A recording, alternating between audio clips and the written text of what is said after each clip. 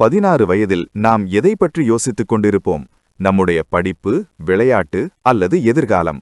ஆனால் 100 ஆண்டுகளுக்கு முன்பு அதே 16 வயதில் ஒரு தமிழ்ச் சிறுமி அந்நிய மண்ணில் ஆயுதம் ஏந்திய அதிகாரிகளை தனது அமைதியால் நடுங்க வைத்தார். மகாத்மா காந்தியடிகளையே கண்ணீர் சிந்த வைத்த அந்த தியாக வீராங்கனை யார்? கடும் காய்ச்சலால் உடல் நடுங்கிய போதும் மன்னிப்பு கேட்டால் விடுதலை என்ற பிரிட்டிஷ் அதிகாரிகளின் ஆசையை தூக்கி எறிந்துவிட்டு, என் தேசத்தின் உரிமையை விட என் உயிர் ஒன்றும் பெரிதல்ல என்று முழங்கிய அந்தச் சிறுமிதான் தில்லையாடி வள்ளியம்மை. காந்தியை மகாத்மாவாக மாற்றிய அந்த 16 வயது சிறுமியின் அதிர வைக்கும் உண்மை கதையைத்தான் இன்று நாம் பார்க்கப் போகிறோம். இந்த வீர வரலாற்றை தவறாமல் பாருங்கள். வள்ளியம்மையின் தந்தை முனுசாமி, தாய் மங்கம்மாள். இவர்கள் நாகப்பட்டினம் மாவட்டம் தில்லையாடியை சேர்ந்தவர்கள். பிழைப்புக்காக தென்னாப்பிரிக்கா சென்ற இந்த தம்பதியினருக்கு 1998ஆம் ஆண்டு ஜொஹன்னஸ்பர்கில் மகளாக பிறந்தார் வள்ளியம்மை. அங்கே நிலவிய இனவரி ஆட்சி இந்தியர்களை தாழ்வாக நடத்தியது. அந்த சூழ்நிலையில்தான் காந்தியடிகளின் அறப்போராட்டம் தொடங்கியது.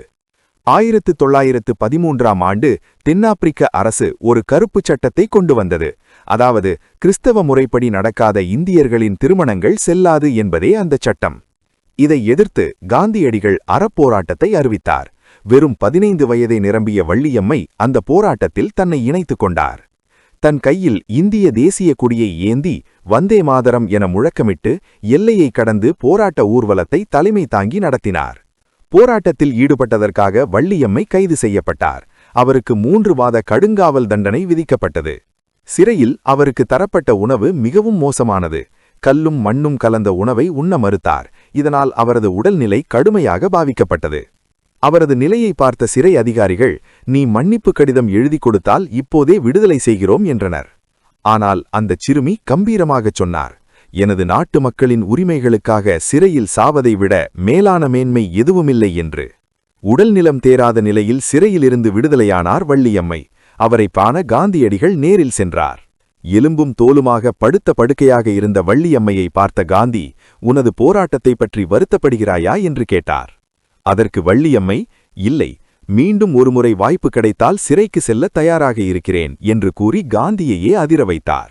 சிறையிலிருந்து வந்த சில நாட்களிலேயே 1914ஆம் ஆண்டு பிப்ரவரி 22ஆம் தேதி தனது 16வது பிறந்த நாளன்று வள்ளியம்மை உயிர் நீத்தார்.